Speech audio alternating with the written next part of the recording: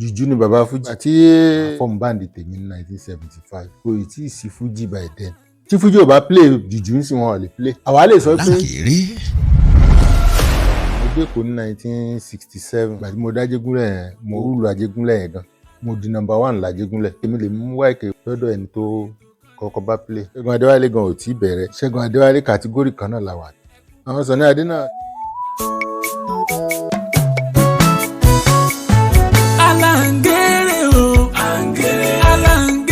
irú orin tí Barrister kọ. Adéyínmíkà Barry Wonder Barry Wonder èmi lèmi kọ fún Barrister ní Èbúté Mẹ́ta. like Yínká Ayéfẹ́lẹ́ náà. ẹ̀wọ̀n kọ́ parapiti and paint. tí Yínká Ayéfẹ́lẹ́ bá tó bá mú orin ẹ̀ tí Ayéfẹ́lẹ́ bá gbá orin olórin kan mú. ẹbí Wàsíù tó sọ pé àwọn mẹ́ta ni wípé Wáìkì Àjàó Ṣínà Peter àtòun. àwọn mẹ́tẹ̀ẹ̀ta tó ń wí kí ni nǹkan wo ni Wáìkì ń ṣe tó jẹ́ nǹkan gidi tàrí wọn bẹ́ẹ̀. Àlàǹkèrè.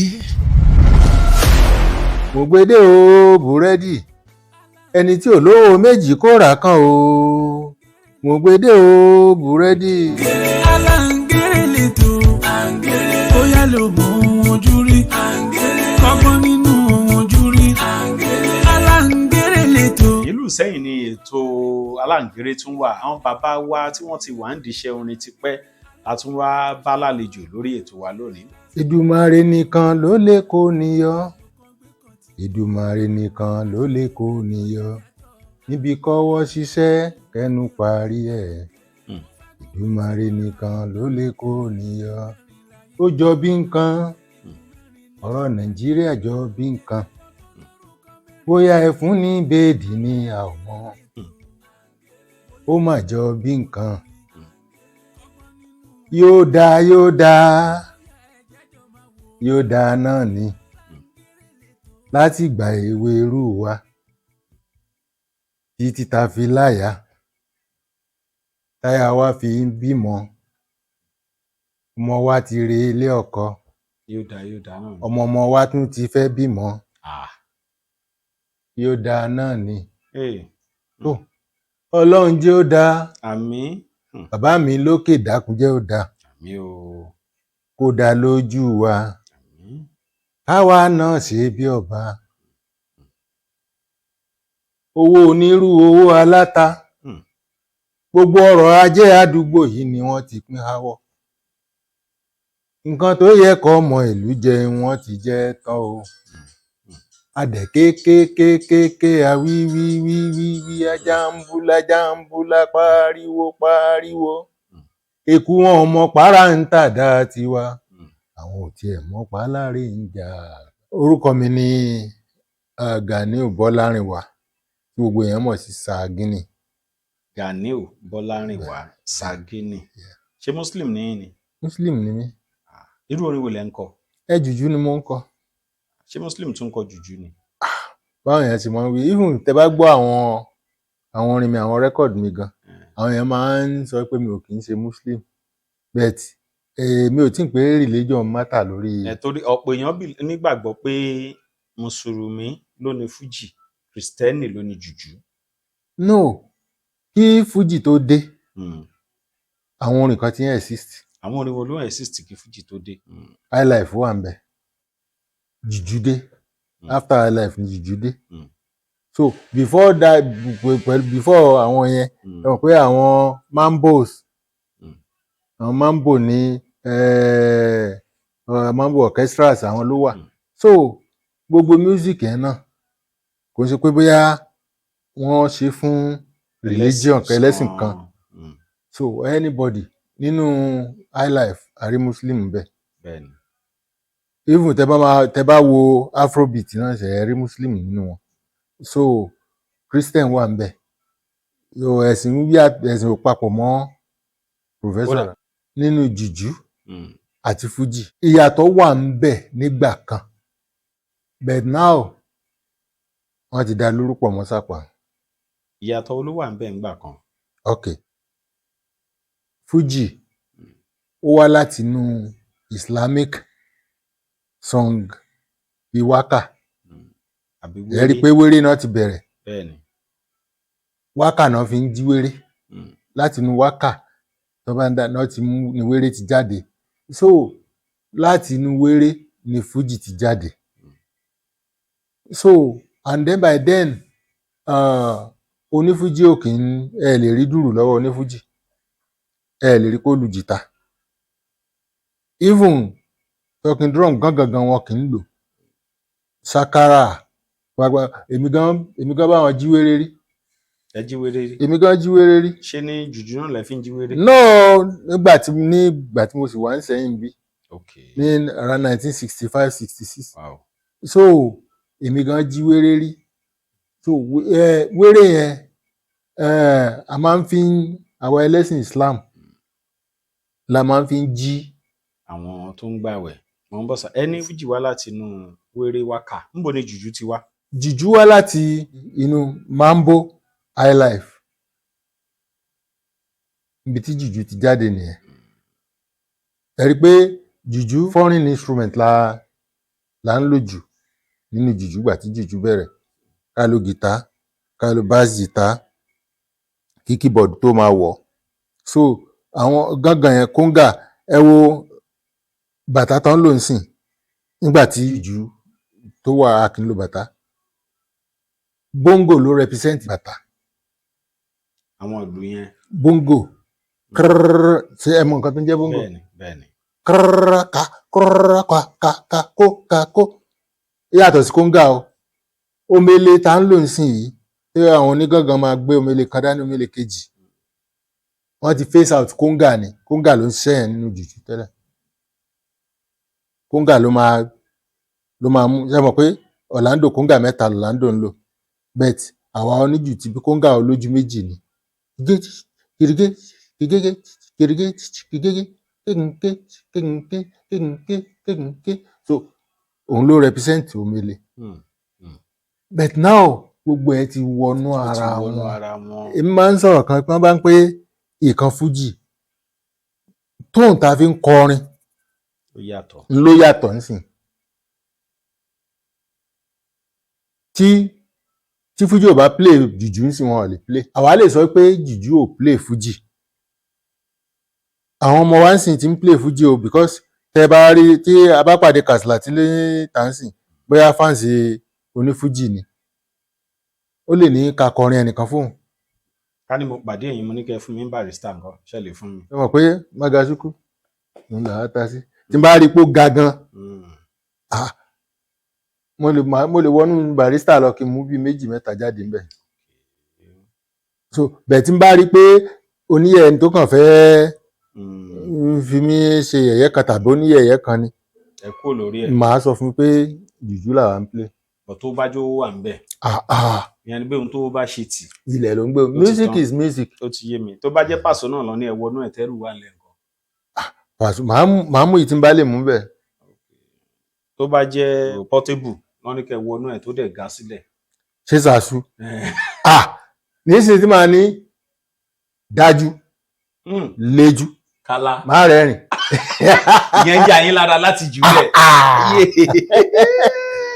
Owó kówó ti wọlé, bẹ́ẹ̀tì gbogbo eléyìí tá ń sọ yẹn náà ó dúró lórí stage olójú àgbo.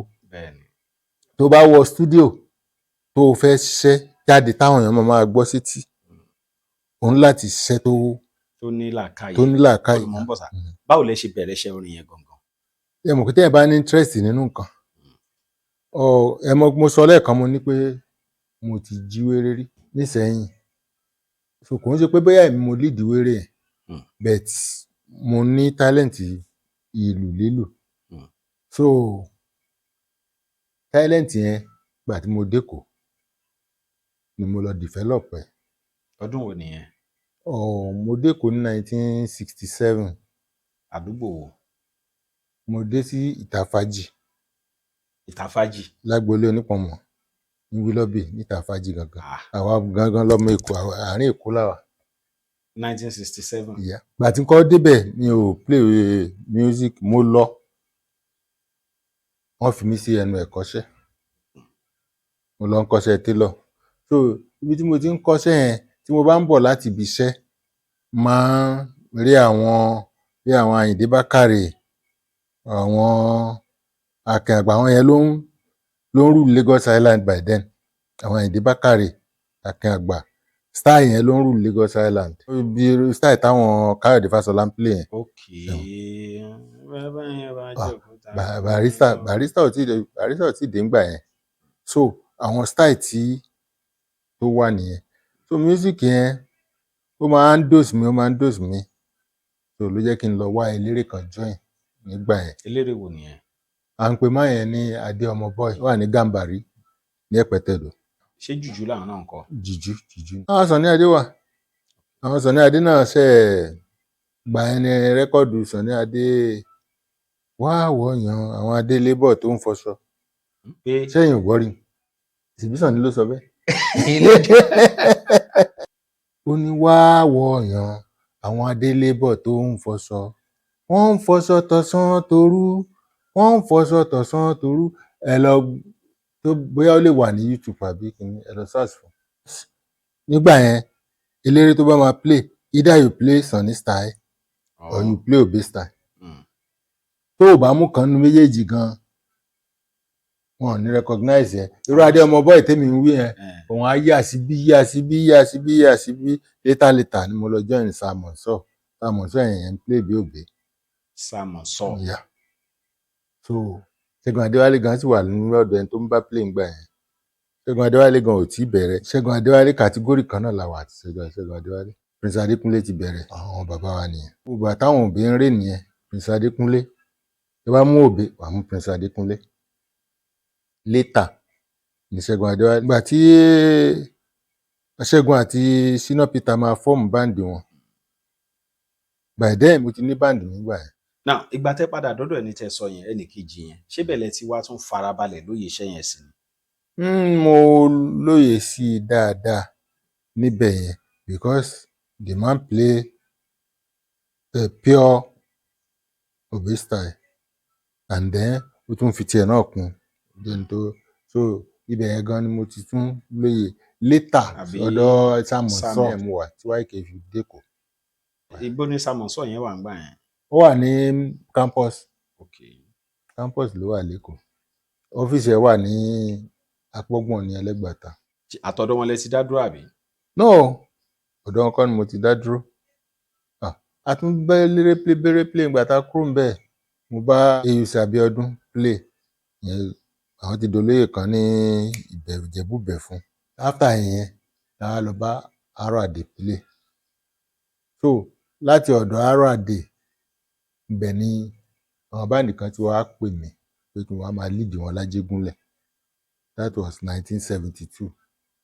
So wọ́n á lead báǹdì yẹn for 3 years. Mo ṣe wá fọ́ọ̀mù báǹdì tèmi ní 1975. Wow. So 1975 lẹ ti fọ́ọ̀mù báǹdì tí ń báyìí. Bẹ́ẹ̀ni. Ajégúnlẹ̀ Èkó náà ti ní kí wọ́n máa lead báǹdì. Kí ni orúkọ àwọn báǹdì yẹn? A máa ń pe báǹdì yẹn ní Masaolu. Mo lè sọ pé kò tí ì sí Fuji by then. Barrister ṣe ń build Fuji bọ̀ ní táìmù yẹn ni. Even there was the day ngbà tí Barrister ṣe rẹ́kọ̀dù wọn lè rí mi lẹ́yìn eléégún ẹ̀. A jọ play ní Àgọ́sọ̀fún ní campus lẹ́kọ̀ọ́. Ṣé wọn pé music tán báyìí ti gbà gbàtàgbò wa fẹ́ rọ́ kẹ̀kẹ́ ju kínní lọ. Àwọn ọmọ eré àdá wà lálẹ́ jùjú ni bàbá Fuji.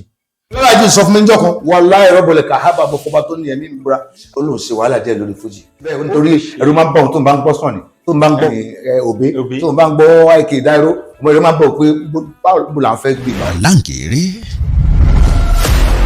1975 lẹ́dẹ́gbẹ̀yìn ilẹ̀ kílẹ̀ orúkọ báǹdì yẹn sá.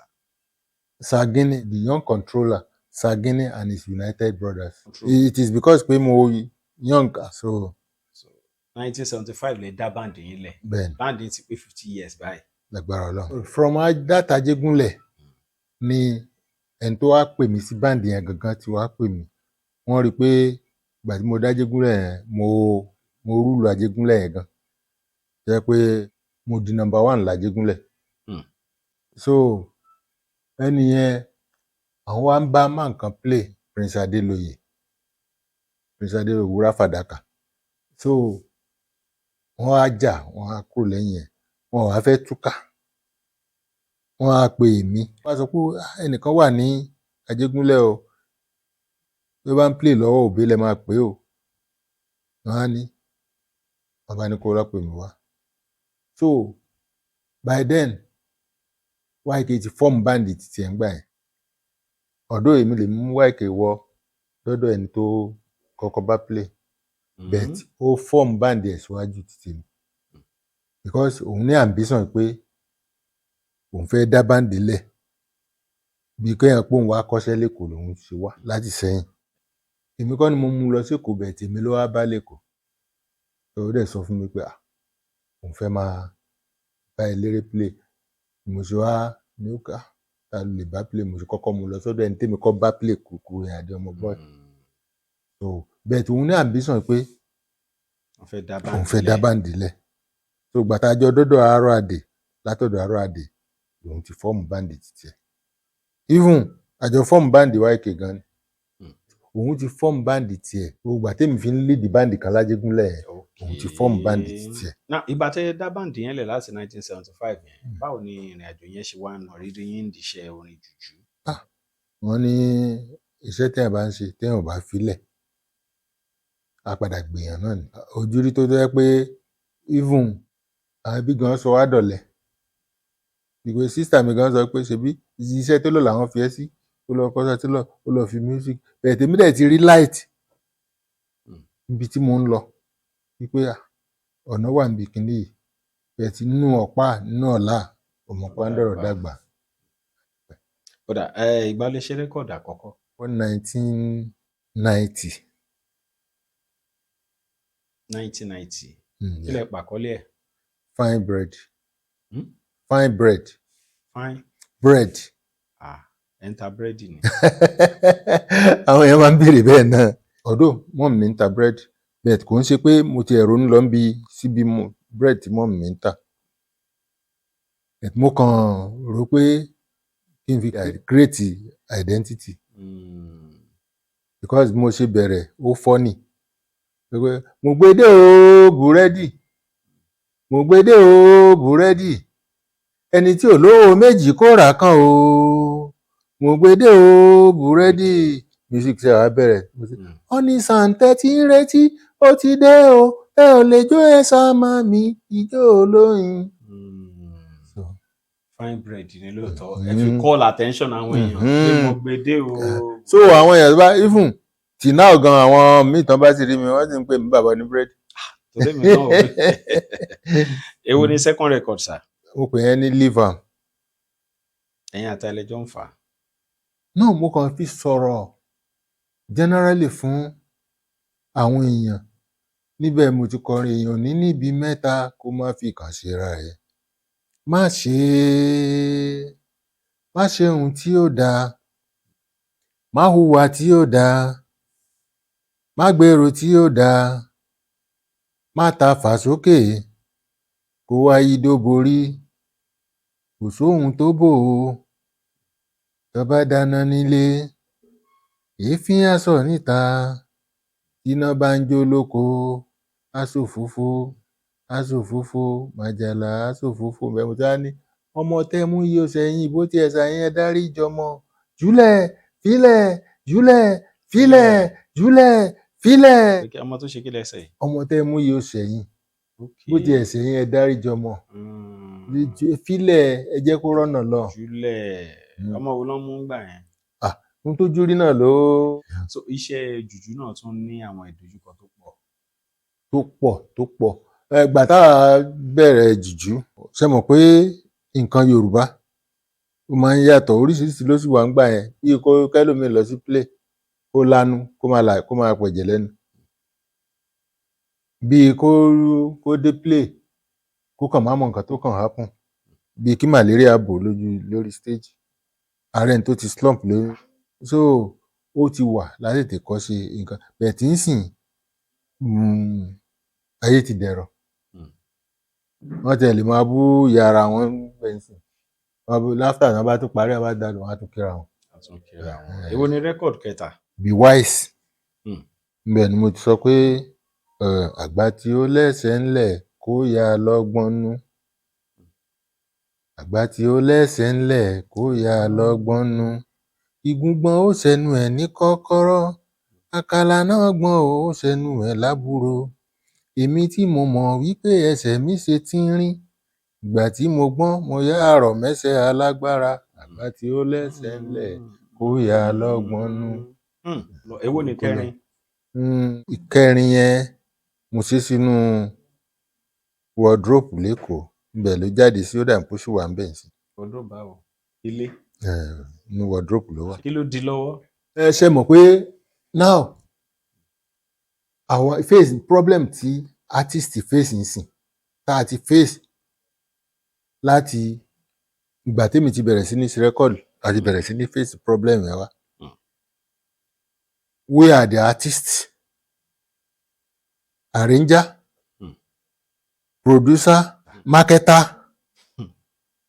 and what again? Executive producer. So ṣé mọ̀ kò sí promoter mọ́ ẹ mọ̀ pé láì ìgbà kan tán bá rí talent tán bá rí pé o ní talent láì ní kọ́bọ̀ láì láṣọ tó máa wọ̀ àwọn ló máa bẹ̀ tí ń sìn tí ẹnìkan tiẹ̀ ní ọdún kan ìgbà tí mo ṣe leafam yẹn bá pe ọ̀rẹ́ mi kan bàdàn ló bá ní ẹnìkan dẹ̀ wà ń bàdàn tó ń bá wọn gbé rẹ́kọ̀dì jáde nǹkan ló bá mo bá lọ mo dìde látèkó mo lọ sí Ìbàdàn mo waste owó mọ́tò waste gbogbo ẹ̀ mo tún dúró dé lọ́fíìsì títí olóhùn ló Ògbómọ̀ṣọ́ òun fẹ́ẹ́ dé o ìrọ̀lẹ́ pátápátá ló tó dé gbà tó máa dé lẹ́yìn tèmi ti rò mo ti wọ studio mo ti gba master o kí n kàn gbéṣẹ́ fún pé kó ló bá ní tó ṣẹlẹ̀ ń sìn ni pé lọ́dún yẹn kí n lọ wá 50,000 wá lè fẹ́ fi 50,000 ṣe ó ní àwọn máa fi print àwọn máa fi ṣe kinní ó lémi náà mọ̀ nípa gbogbo orú nǹkan báyìí owó tí kò sí ni so irú nǹkan bẹ́ẹ̀ yẹn ló ń fa ìdíwọ́ ìdènà up till now àwa náà là ń ṣe gbogbo ẹ̀ fúnra wa àwọn iṣẹ́ mi kan wà ń bẹ̀ mo ṣe fídíò Rain of Blessing nítorí pé owó tí o ṣe mọ̀ pé tẹ́ ẹ bá máa ṣe nǹkan tó máa ní mínì dáadáa ó máa require fún owó gidi nítorí pé kò sí owó ni ò jẹ́ kí fídíò yẹn rìn débi tó yẹ kó rìn dé because the music is okay but costume táwọn tó jó ẹmọ owó tó dancer máa lóun máa gbà gan ni location tá a máa lọ gan so mo tún ṣe ìrọ̀lẹ́ ayé mo ṣe fídíò yẹn owó náà ló kọ́sì wàhálà síbẹ̀ èrò gratuity ń sìn mi tí ì ṣe fídíò yẹn eléyìí tó ń bọ̀ lọ́nà ń sìn à ń gbàdúrà pé kọ́lọ́hún so ìkan tún ń bọ̀ lọ́nà báyìí òun ni mo kọ́kọ́ kọrin ẹ̀ pé ọ̀rọ̀ Nàìjíríà jọ bí nǹkan nínú ìrọ̀lẹ́ ayé yẹn náà mo sọ̀rọ̀ Nàìjíríà ń bẹ̀rẹ̀ tí mo ní ọmọ Nàìjíríà ìgbà yìí ga púpọ̀ ó lè kó káké polúwa kó wá sọlúdẹ̀rọ̀ o mo bẹ̀rẹ̀ tí àsìkò yìí dára àsìkò yìí máa ga o àsìkò yìí dára àìgbọ́ búburú lẹ́nu abọ́ rẹ̀ ṣebí Nàìjíríà láti wà tipẹ́tipẹ́ kí ló wá dé o tó bá ṣe pẹ́sẹ̀ ló pọ̀ jù bàbá foríjì ni o nígbà yẹn tí mi tiẹ̀ tí mo ní báyìí 100 náírà ò tó jẹun fọ́mọdé mọ́ kí ló wá dé o ẹ̀dá kùn pílọ̀ 100 náírà sí ń sìn kò ṣe nǹkan kan ṣé ó tiẹ̀ ra bisikíìtì mọ́ ó ra pure water méjì àwọn àgbà wọ́n ti ń sọ pé kinní kan ń mi lòkè tó fẹ́ já ọ̀rọ̀ àgbà tí ẹ rí yẹn tí ò bá ṣe lówùúrọ̀ á ṣe lálẹ́ ẹ̀yin ara ẹ kíyèsí ọ̀rọ̀ àgbà kò ń ṣe bí.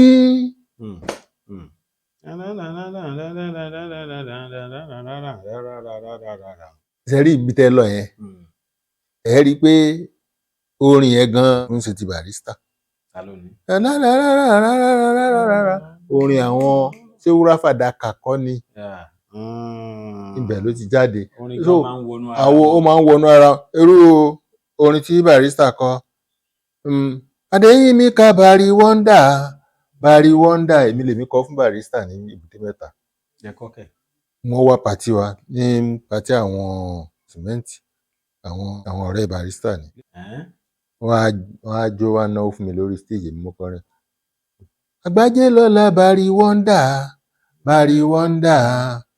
pépéré ń pè pépéré ń pè so ó máa ń wọnú ara wọn a máa ń mú nǹkan tó bá wúlò lára ara wa Ṣẹ́gun Adéwálé ìlú kan tó lù sínú fine bread nìkan eégún kan wà nílẹ̀ tó ń pè ní aláwòpálà wọ́n lùlù aláwòpálà ní gèǹgè èrèdí ní gèǹgè èrèdí so Aláyànmí wá lù sínú rẹ́kọ̀dù fine bread nìyẹn Ṣẹ́gun Adéwálé lù sí rẹ́kọ̀dù ẹ̀ so èèyàn lè sọ pé òun ò ní mú àìdíà. Barrister tiẹ̀ ti sọ́nà bí ta ló mọrin wá sáyé ní adélé ayé àwa bá ní àwa àwòkọ́ orin ni. Like Yínká Ayéfẹ́lẹ́ náà mo tẹ̀ wá Yínká Ayéfẹ́lẹ́ kò tẹ̀ wá bá mi tún àwọn orin mi kan sí. Àti Yínká Ayéfẹ́lẹ́ tó bá mú orin ẹ ohun tí wọ́n compose ẹ̀ kó ló ń brain tọ́lọ́run fún ní kálukú. Bẹ́ẹ̀mi ṣe rí sìn I compose my music myself. Gbogbo orin rẹ́kọ̀dù mi láti bẹ̀rẹ̀ mi wá. Fúnra mi mo ń compose ẹ̀ fúnra mi mo ń arrange orin ẹ̀. Àwa lè dé studio string work kí àwọn tó ṣe o ifo ọ̀pọ̀lọpọ̀ lù gan fúnra mi mo ń arrange ẹ̀. Ó ní nǹkan ẹ̀bùn tọ́lọ́run fún mi nìyẹn. Ṣùgbọ́n tí Yínká Ayéfẹ́lẹ́ bá gbá orin olórin kan mú ìwọ olórin yẹn wàá tún fẹ́ máa lọ lè kówó rà lọ́wọ́ ẹ̀ pé sórin tí mo kọ yìí náà lòwọ́ tún ṣe báyìí torí Ọlọ́run. Kí Yínká Ayéfẹ́lẹ́ ọ̀dà ní kó kọ́ parapiti and painting mú wá o. Alhaji Abọ́ládé Sàlámì Alhaji Bọ́ládé Sàlámì sì wà ń bẹ̀ pé ó tiẹ̀ lè bá mi sọ fáyéfẹ́lẹ́ wípé bó ṣe máa ń refine kìíní ẹ̀ tí Ayéfẹ́lẹ́ bá gbá orin olórin kan mú tó bá refine ẹ̀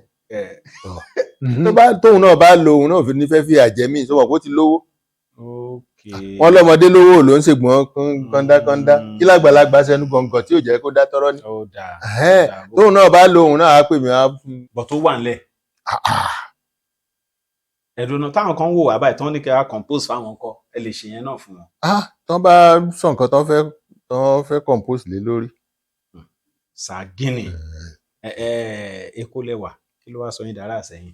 ìròyìn ayọ̀ rèé fún gbogbo ẹni tó wà ní London àtàgbègbè ẹ̀. Arahim Afro-Caribbean Cash and Carry import and export of African foods also help to pay school fee in UK for Nigeria with money transfer to UK and back to Nigeria. Arahim Afro-Caribbean Cash and Carry wà ní Graham Excess RM 139YS Up Minister Road South Graham London. gbogbo èyí tẹ́ wà ní London pátá ó yá ẹ nìṣó lọ́dọ̀ Arahim Afro-Caribbean Cash and Carry. ibẹ̀ gangan ìfọ̀kànbalẹ̀ wà. Bàbá àsùwé kọ́lọ́n bá àforíjì ó máa ń sọ̀rọ̀ kan ó ní ẹni tí ó bá ṣoríire ń bàdàn olórí ibú ní òlè kó lẹ́kọ̀ọ́ ó ní ẹni tó bá máa ṣoríire nìbàdàn orí ibú ló máa lé kúrò lẹ́kọ̀ọ́. Mo ti wà lẹ́kọ̀ọ́ láti 1967 títí di 2010 so ìgbà tí mo rí pé Èkó fẹ́ kó mi bẹ́ẹ̀ kò ṣe wà yẹn wọ́n lówó Èkó ló ń gbé owó Èkó nìkan kọ́ o gbogbo nǹkan tó bá rí lẹ́kọ̀ọ́ Èkó ò fẹ́ kó kúrò lọ́dọ̀ òun Èkó náà ló máa gbà tó bá jẹ́ pé o ti rí nǹkan fi ṣe tí Èkó bá gbà á mọ̀ pé ó wà ń bẹ̀ náà ẹjọ́ wà ń bẹ̀ náà bẹ́ẹ̀ tó bá rí nǹkan gidi fi ṣe tó bá ti di pé ó fẹ́ gbà á débi pé ẹ̀yin márùn-ún máa gbénu yàrá kan kó tètè tó mo dẹ̀ dúpẹ́ fọlọ́run nígbà tí mo padà sílùú bàbá mi àwọn tó kọ́ bú mi nígbà tí mo dé wọ́n bú mi èmi ò dẹ̀ wọ́rí àwọn tó bú mi àwọn tó lè sọ lójú mi àwọn tó lè sọ lójú mi tó ń sọ lẹ́yìn mi wọ́n sọ mo dúpẹ́ fọlọ́run. bọ̀ táwọn èèyàn nígbàgbọ́ pé eré pọ̀ lẹ́kọ̀ọ́ náà iṣẹ́ pọ̀ lẹ́kọ̀ọ́. ẹnìkan kọrin kan pé Èkó nílé owó ìfẹ́ni tọ́lọ́run bá ní tó bá kádàrá ẹ̀ mú and then ó máa ń bá kádàrá èèyàn mu ẹ̀ tó bá dáàrin kan ó máa ń mì tí nǹkan bá mì fún yàn lẹ́kọ̀ọ́ èèyàn á fẹ́ kú because tó o bá yìí tí nílé tó ń gbélé even kò nílé tó ń gbé tí wọ́n bá gbé land use wá fún ẹ lọ́dún tí ò sówó lọ́wọ́ ẹ̀ mọ́ bẹ́ẹ̀ owó lé yẹn ló fi ń jẹun á tà lé yẹn. Èkó ò sí fún manager ó wà fún àwọn boys tó bá sì ń hustle tó bá léegun tó lè fi hustle bẹ́ẹ̀ tí àgbà bá ti ń dé ẹni tó bá ní ìlú tó ṣe kíní kó padà sí ìlú ẹ̀, ní tó bá rí kó máa ṣe. Mo ń gbégbé àlàáfíà bí ń ṣe àbí Oǹdó ní Sànní wà o, wọ́n dẹ̀ ń jayé ọlọ́ba ni. Délé Abíọ́dún gan ò sí l'Ékòó mọ́ o, Ìjẹ̀bú Òde náà wà, wọ́n dẹ̀ ń jayé ọlọ́ba ń bẹ̀ ni. Délé Abíọ́dún Agbára Ọlọ́run. Èkó le tó yẹn ni. Ó dà mo fẹ́ fún Kàsílà sí nílé kan l'Ékòó máa bọ̀ l'Ékòó lágùdà. Máa ta ni o. Ó ti máa ta, ó máa gbé bẹ̀ ni. Ẹ̀rọ mi gbé Èkó yìí. Wà lè kó pọ̀ bàbá. Tó bá ṣe ọ̀nà gbà lásán tí ẹ bá ẹ. Ohun tó mú oníkálukú nìyẹn. Kò sí tàbí kó jáde. Ibi tí mo wà yìí sìn ní 1 hour time tí n bá ní program lọ́yọ̀ọ́. Mo tún lè máa tún ṣẹ̀ṣẹ̀ wẹ̀ ń lé sìn. Bẹ́ẹ̀ni. Èmi gan tí mò ń bọ̀ láti Ṣakí gan, ẹ rí pa fún yín time àbítọ̀. Bọ́t Èkó. Ó yá ló mọ ohun ojú rí, kọ́gbọ́n nínú ohun ojú rí, Aláǹgéré lẹ́tọ̀. Táwọn ará Èkó tó ń wò wá ń sìn tó bá fẹ́ pè ṣe bẹ́ẹ̀ ń lo Èkó lọ ṣeré dáadáa. Àwọn boys mi wà l'Ékòó. Ṣé mo Ọlọ́run á jẹ́ kó dáa fún ẹni tó bá wa ṣe communication fóònù yìí. Bẹ́ẹ̀ni. Kò síbi téèyàn ò lè gbé nísìn. Bẹ́ẹ̀ni. Even tó bá pè mí l'Ékòó nísìn pé iṣẹ́ kan wà o, màá pe ẹni tá a máa gba instrument lọ́wọ́ ẹ̀, máa bá a kó instrument lọ sí báyìí sínsìn. Màá dẹ̀ communicate gbogbo àwọn boys ẹ pàdé tí bàbá Sagini Òṣà ti lè lọ ṣeré báyìí báńkì ẹ̀sídẹ̀ ṣì wà. Wọ́n wà o, kò sí o. Ìgbà kan a gbọ́ pé èèyàn àtolórin kan tà síra yìí. Àbúrò àwọn òwe ló jọ ara wọn, bóyá ọ̀rẹ́ mi ó lè jẹ́ YK. Ẹ mọ̀ pé wọ́n ní ààrẹ májàkù àjàmára àjọkùwé ni. Tí YK bá ń pẹ́ nìkan ọ̀rẹ́ òun kò sọ̀rẹ́ YK tó tó mi. Mo wo prógrámù Alhaji Wasiu tó ń sọ pé àwọn mẹ́ta ni wípé YK Àjàó, Shina Peter àtòun. Mo lè pè wọ́n ní kọ̀lífì. Àwọn mẹ́tẹ̀ẹ̀ta tó ń wí kí ni nǹkan wo ni YK ń ṣe tó jẹ́ nǹkan gidi tàrí wọn bẹ̀. Èmi àti YK jọ ṣe kékeré nísẹ́yìn ni. Àtújọ wà l'Ékòó ni, àjọ ń kóra wa kiri ni. Àjọ Eyus Abíọ́dún tí mo lábá play àjọba play ni, àjọ kóra wa lọ́bẹ̀ ni. YK Àjàó Juma Kosa. Bẹ́ẹ̀ ni, àjọ kóra wa lọ́bẹ̀ ni. Èmi náà mo mú wọn lọ sí mo kó wọn lọ́dọ̀ Eyus Abíọ́dún. Èmi mo kó wọn lọ sọ́dọ̀ Àárọ̀ Àdè. Àjọ ń kóra wa kiri ni. Ọlọ́run á ti gbà tó ń sílé Èkó. Mi ìrẹ́ nìkan kan nù wọ́n bẹ̀. Mi ìrẹ́ nìkan kan lọ wò kán ní kó play fídíò yẹn fún wọn. Wọ́n á rí pé mi pẹ̀lú ẹ̀ lájọ ṣe agbo. Irú òwe wo lẹ àjọ nígbà tí ìyá ẹ̀ kú. Bóyá orin kan tí mo kọ náà ṣe sọ bẹ́ẹ̀ tí mo sọ pé ọ̀rẹ́ ò sí mọ́ kárẹ́ ni bá rìn ló kù. Táìmì yẹn ní Mr. Understanding and àwọn boys mi kan lọ bá play. So mo fi ní èèyàn tó mọ̀mọ́ ọ̀rẹ́ ẹ̀ tó mú ṣata ọ̀rọ̀ ṣe dùgbẹ̀dùgbẹ̀ ọ̀rọ̀ fọ́ o. Tó mọ̀mọ́ ọ̀rẹ́ ẹ̀. Kò fi lánàá. Ó ti tán. Sagini kò ní bàjẹ́ bàbá mi. Bàbá tẹ́ tí ń gbádùn látàárọ̀ àgbà oníjùjú wọ́n sì jẹ́ olólùfẹ́ ètò Aláǹgéré. Bàbá tí ń pè mí pé jẹ́ ọ̀la máa wá sí Ìṣẹ́yìn. Mo dẹ̀ ń sọ pé kò síbi tí ètò yìí ò lè dé. Ìgbà ní ká máa tún rédíò ní ìbàdàn. Mo ṣẹ̀ parí kan sìn.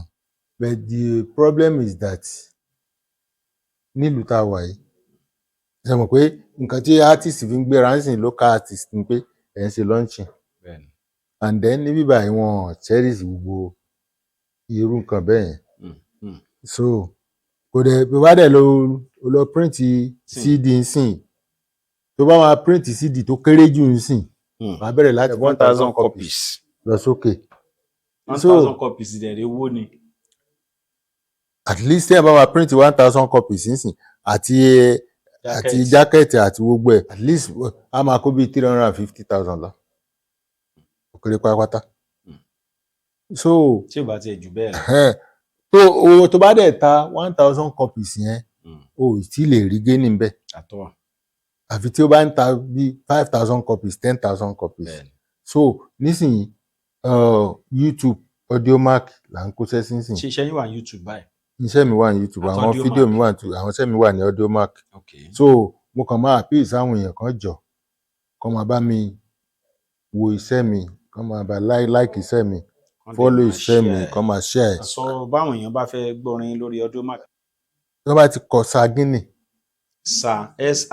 SIR gap GUINEA Guinea Sagini ó wà lórí Audiomack. ó wà lórí Audiomack YouTube.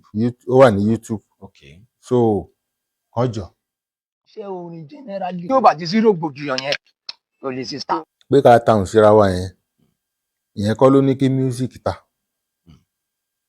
but nǹkan tí àwa ti rò pé nǹkan yẹn àdẹ́ pé ọ̀tẹ̀ làwọn èèyàn máa ń like òun ni láti ilẹ̀ wá lẹ́yìn ìgbà tí King Sunny Adé àti Chief Commander Ebenezer Obey ń jà tí wọ́n tàùn síra wọn. ẹ mọ̀ pé ọ̀rọ̀ ti Sunny náà ló rán Délé Abíọ́dún àti Emperor Pick Peter. So láti gbà yẹn jùjú oníkálukú ń bá títí ẹ̀ lọ ní jùjú láyé ni.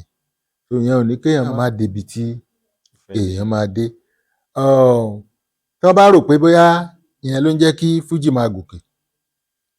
No. Nínú orin mi kan nínú rẹ́kọ̀dù mi Gratitude yẹn mo ní ohun gbogbo ló nígbà. Ìgbà àárọ̀ ìgbà ọ̀sán ìgbà alẹ́ ìgbà ìtura ìgbà ìnira ìgbà ìdẹ̀ra bó ti wù kójú sánmọ̀ kó mọ́ dúdú díẹ̀ yìí ó wà níbẹ̀. Àsìkò láyé yéye kò sẹ́ni tó lè sọ bọ́lá ó ti rí. Àsìkò láyé yéye Yárábí ló lè sọ bọ́lá ó ti rí.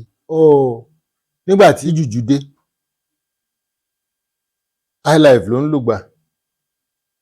Ẹ rí i pé àwọn ọ̀rọ̀ Chicago àwọn Victor Ọláìyá àwọn Rex Lawson àwọn Ghana artist so àwọn ló ń reign ṣe understand. So nígbà tí jùjú dé gradually àwa kẹrẹ àmọ́ music tó wọn. Jìtá táwa máa ń fi lead ńgbà yẹn à ń pè ní Spanish. Díẹ̀ nínú wa ló mọ key. Tàbá dédédédé dédédédé dédédédé tí wọ́n bá ní ẹ sọ key tẹ́ wà a lè sọ. Díẹ̀ nínú wa ló mọ key.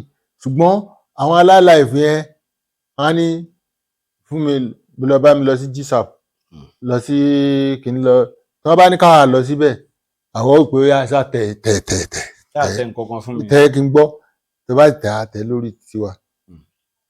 But ayé ń gba music ẹ gradually àwọn ò listen sí pé kí kan tàbí kìíní lẹ́yìn kó má kọ flat àti ẹ̀rẹ́ tó ń kọ flat ńgbà yẹn. So ọdún kan instrument kan bàjẹ́ wọ́n á gbé máa kan jẹ́ Richie ní ìdí òrò wọ́n á gbé instrument yẹn lọ fún engineer Obey ní tẹ́lẹ̀ Obey ló rán lọ sí abroad. Wọ́n pe instrument yẹn Music Sound òun ni highest bass machine gbà yẹn. Màá débẹ̀ ó wá ti pẹ́ lóde màá débẹ̀ mo ní bọ̀dá Rasidi màá bá yín jà ọ Music Sound mi tẹ́lẹ̀ bá mi ṣe yìí o máà tó ṣe tèmi tí wọ́n ní o tèmi táyà láwùjọ dúpẹ́ láwùjọ fìyì fún bàbá ó wá wà ńbẹ̀ inú wa bí wọ́n wá dẹ̀ máa sọ̀rọ̀ ìgbà yẹn kẹ̀rí àwọn lẹ́ní àtàwọn ò lè lò ń ta làwọn ń lò tán wọ́n dẹ̀ máa sọ̀rọ̀ instrument jàǹkù ńláńlá náà máa sọ̀rọ̀ music ọ̀hún ọ̀dẹ̀ mọ́. So òun ló happen sí Fuji náà. Ní tẹ́lẹ̀ àwa jùjú a máa ń kàǹtà àwọn Fuji musicians sí àwọn tí ò mọ nǹkan kan ẹ̀ mú. But gradually jẹ́ mọ̀ pé ó lójú jùjú tí music ẹ̀ kún tó Fuji ń sìn. Tí ò bá jẹ́ pé irú àwa tá ti jẹ́ àgbà ń díẹ̀ pé ẹ lè bá wa níta tá a ṣe kí because àwọn believe pé kò sí ohun táwọn ò lè kọrin fún. Wọ́n bá ní sequence tán wọ́n rí keyboard kan wọ́n lọ play ni. Fuji ń sìn gbogbo nǹkan ló máa pé lẹ́yìn wọn. Wọ́n ń lògbà tí wọ́n ni. Mo ní wọ́n ń lògbà tí wọ́n ni.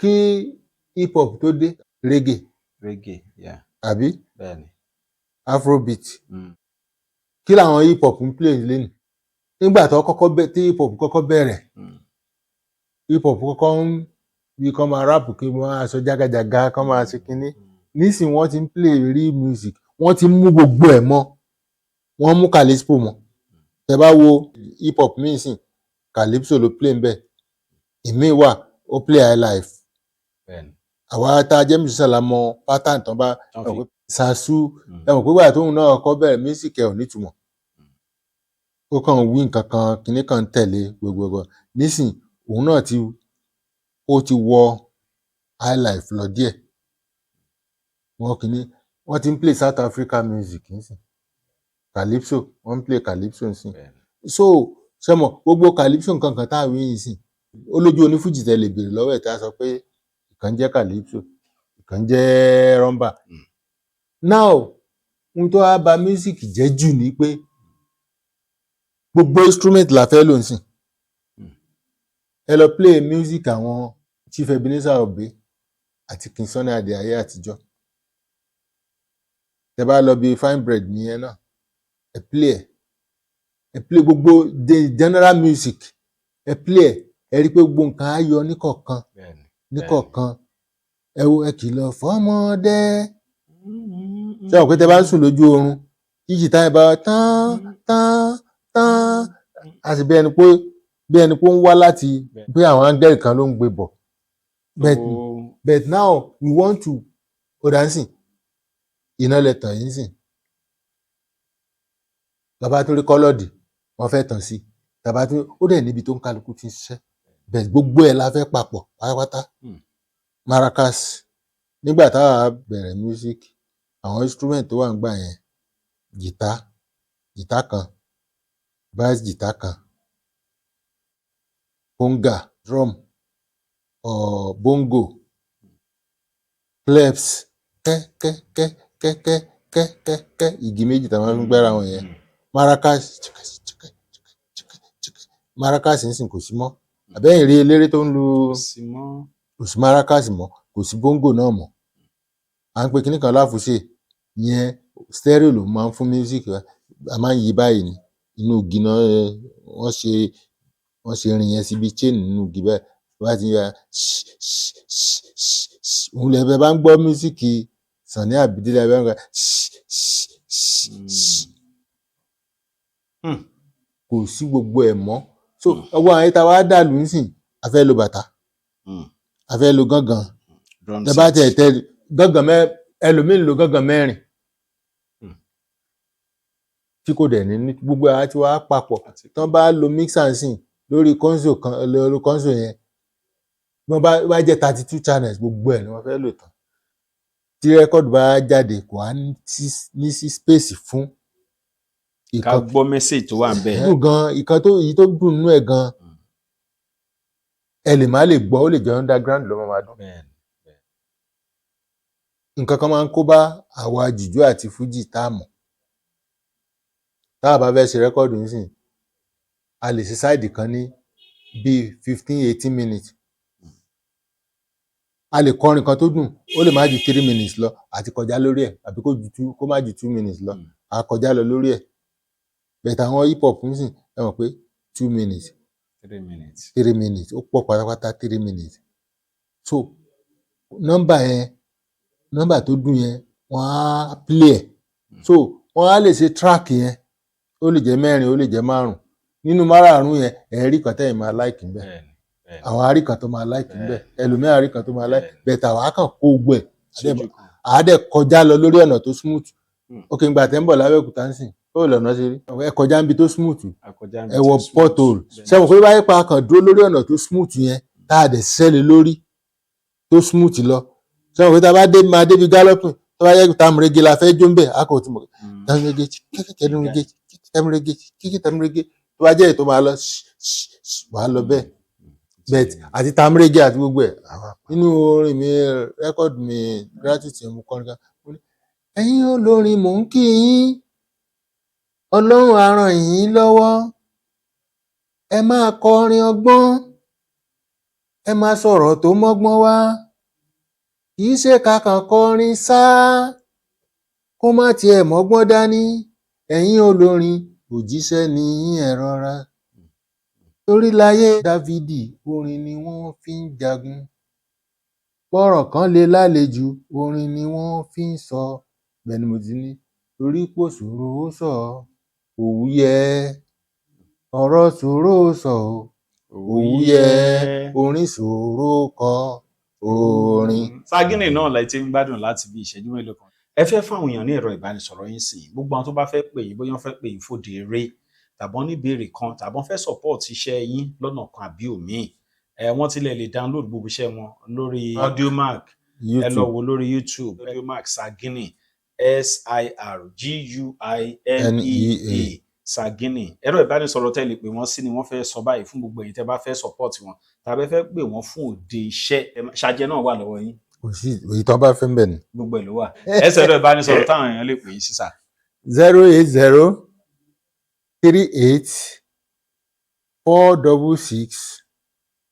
08038466541. Lẹ́ẹ̀kan sí.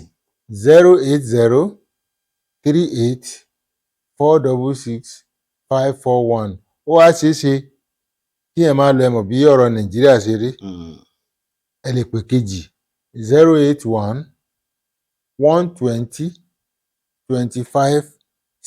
081-120-25-65-0. Lẹ́ẹ̀kan sí. 081-120-25-65-0. Ẹ ṣé gan Sagini. Thank you Thank very you much. very much.